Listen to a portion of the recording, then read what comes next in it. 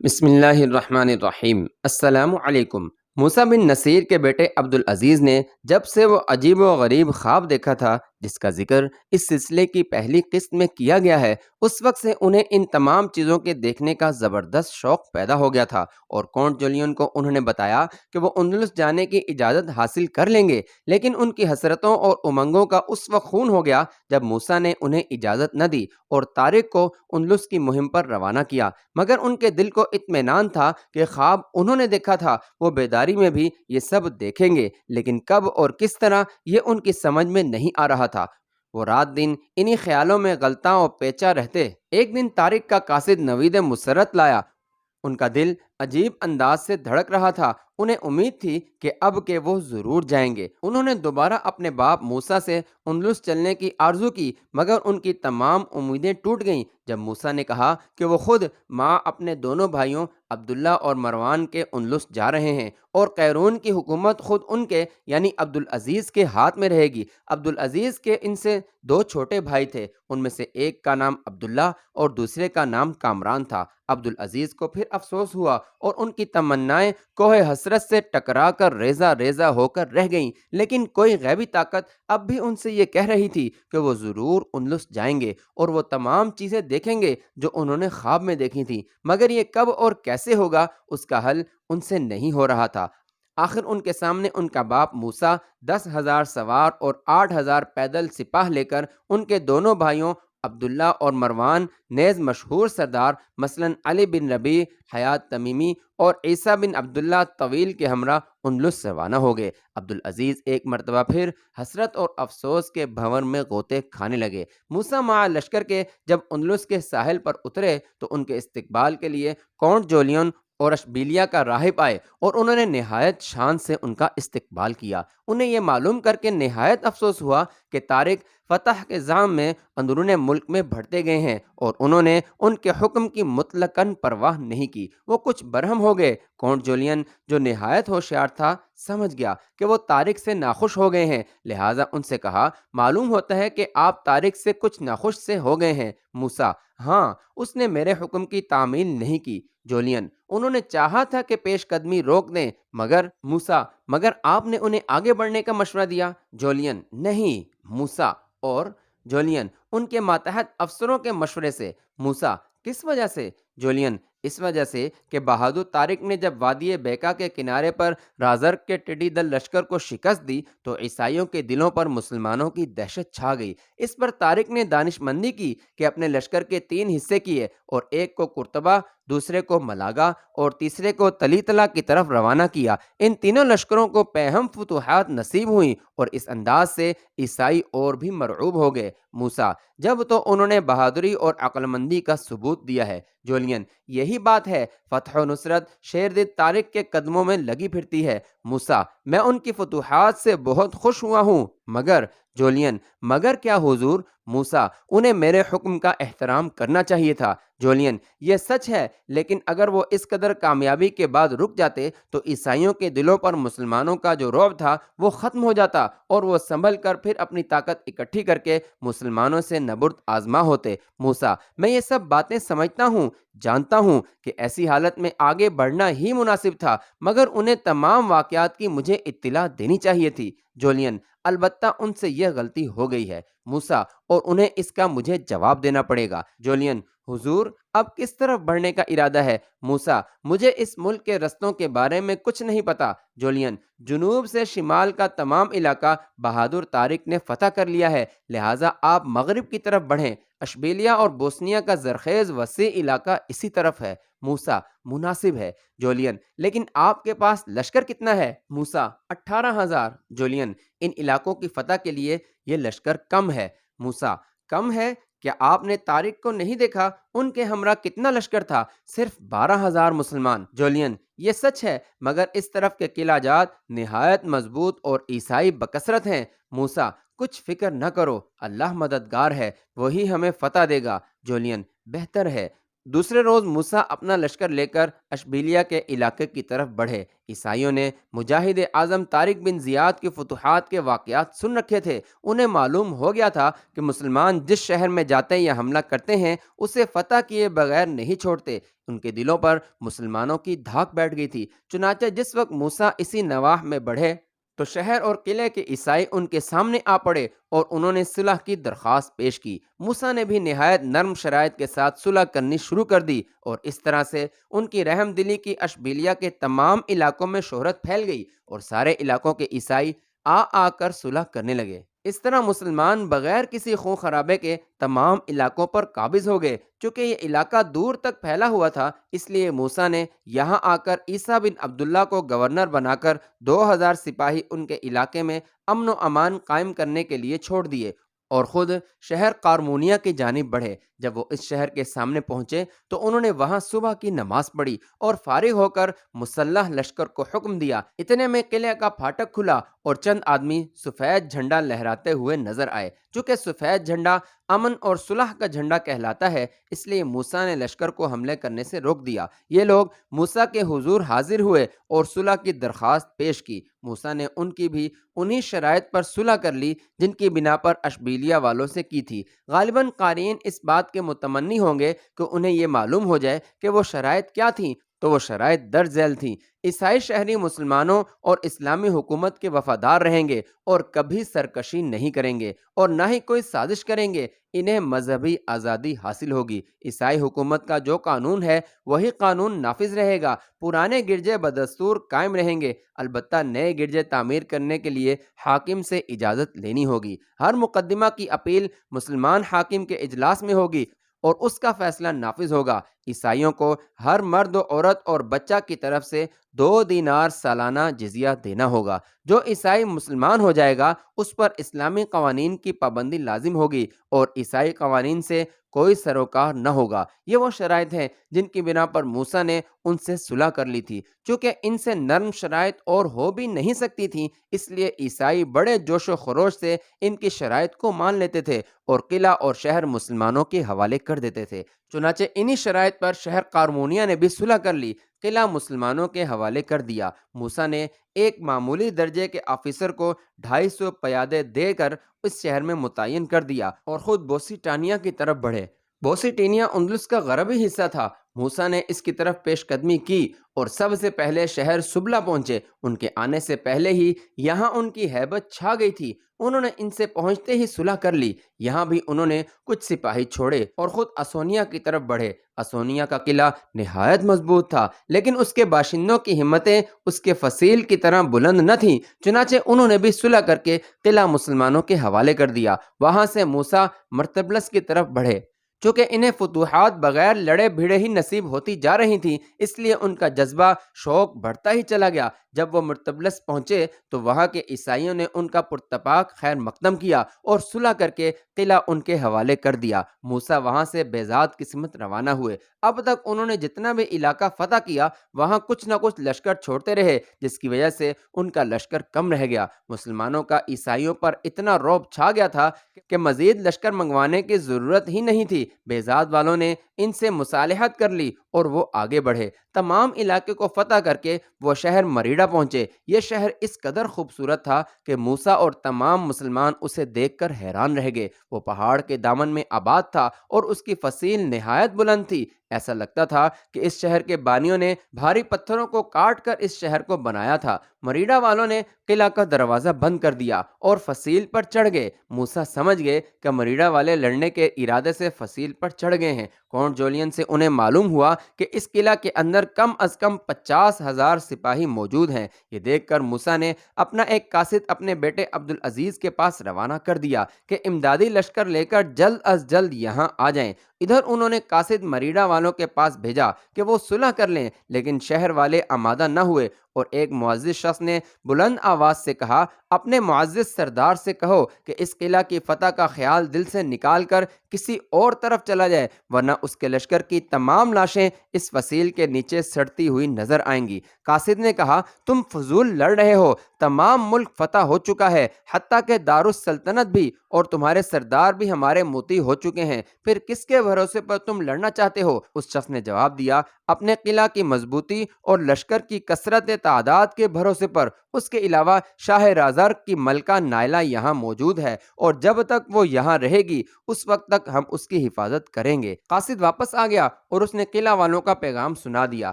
موسیٰ نے جوش میں آ کر اپنے لشکر میں منادی کرا دی کہ رات کو حملے کے لیے تیار رہیں اور اگلے روز مریڈا پر حملہ کر دیا جائے گا۔ اب تک اس لشکر کو زور آزمائی کا موقع نہیں ملا تھا، کیونکہ بغیر لڑے ہی انہیں فتوحات مل رہی تھی، مگر اب انہیں امید ہو چکی تھی کہ مریڈا والوں سے جنگ ضرور ہوگی۔ وہ امیر کے اعلان کو سن کر بہت خوش ہوئے اور ساری رات لڑائی کی تیاری کرتے رہے۔ موسیٰ عشاء کی نماز پڑھ کر سو گئے، لیکن رات کے آخری پہر اٹھ بیٹھے، وضو کیا، تہجد کی نماز پڑھی اور نماز پڑھ کر سجدہ ریز ہو گئے اور پروردگار عالم سے عرض کی، خدائے بے نیاز، آج کرۂ ارض پر تیری الوہیت کے منادی اور سچے دل سے تیری عبادت کرنے والے صرف مسلمان ہی ہیں، وہ مسلمان جو تیرے حبیب حضرت محمد مصطفیٰ صلی اللہ علیہ وسلم کے پیرو اور اطاعت گزار ہیں، جو تیرے اور تیرے رسول کے بتائے ہوئے رستے پر چلتے ہیں۔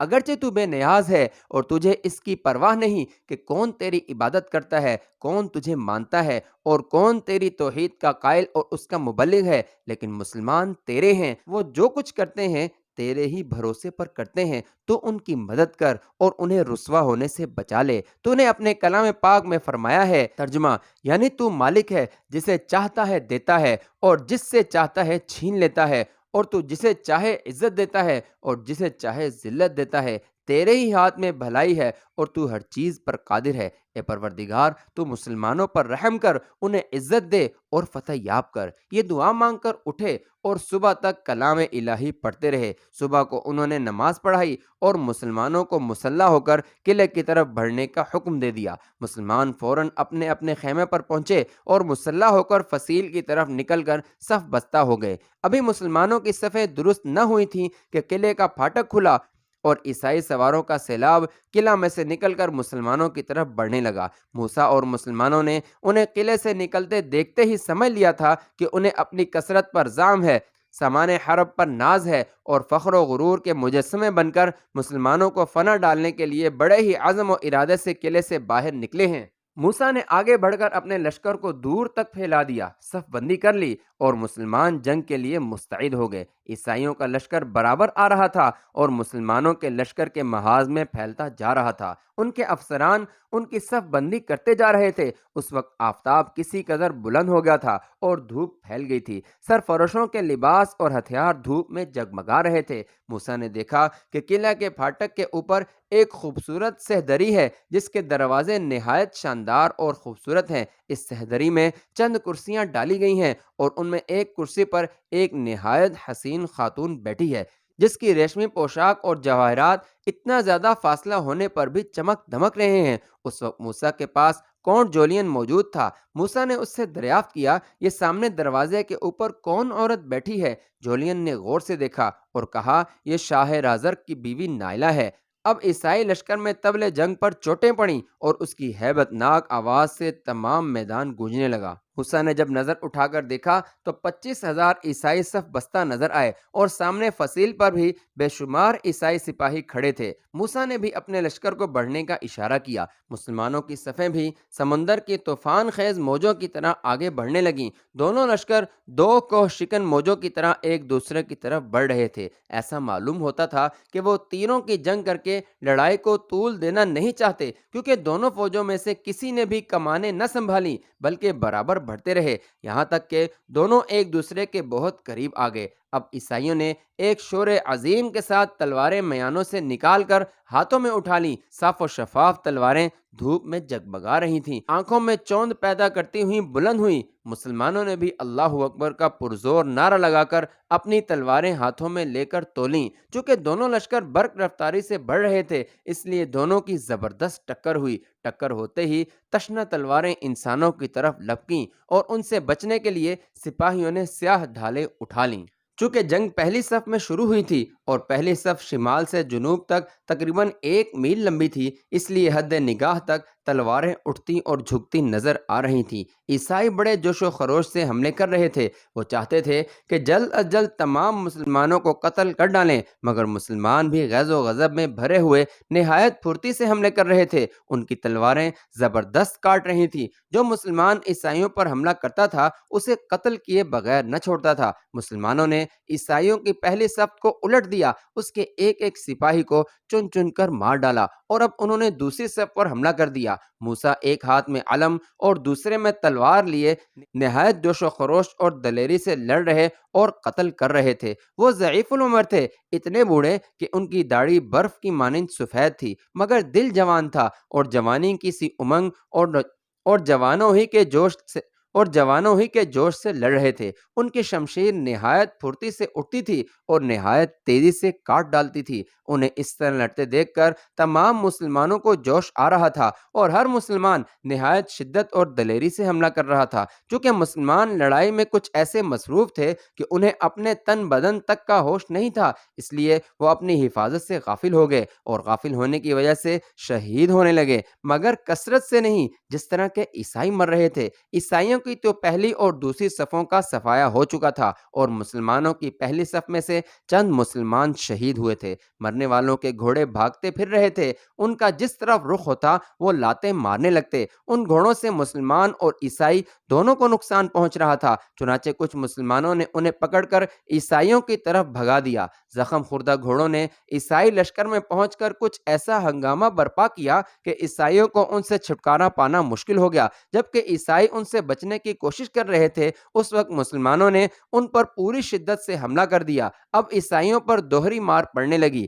ایک گھوڑے تو دوسرا مسلمانوں نے انہیں کاٹنا شروع کر دیا۔ اسی سے وہ گھبرا اٹھے اور ان کی گھبراہٹ مسلمانوں نے دیکھ لی۔ انہوں نے اور زور و شور سے حملے کرنا شروع کر دیے اور ہر طرف ہر محاذ پر ایسی خونریز جنگ کی کہ لاشوں پر لاشیں بچھا دی۔ عیسائیوں نے مقابلے کے لیے کچھ ہاتھ پیر مارے، مگر مسلمانوں کے جوش کے سامنے کچھ نہ کر سکے اور مرنے لگے۔ باوجود ہے کہ عیسائی زیادہ مر چکے تھے اور اب بھی مر رہے تھے، ان کی تعداد کم نہیں ہو رہی تھی۔ مسلمان عیسائیوں کو ختم کرنے میں کچھ ایسے مشغول ہوئے تھے جیسے انہیں ختم کر کے ہی چھوڑنا ہے۔ وہ ایک ہاتھ میں ڈھالے لیے اور دوسرے میں تلوار پکڑے بڑی پھرتی سے حملے کر رہے تھے۔ اب تک مسلمانوں نے عیسائیوں کی کئی صفیں الٹ دی تھیں اور ان کے اگلے سواروں کو پچھلوں سے ملا دیا تھا۔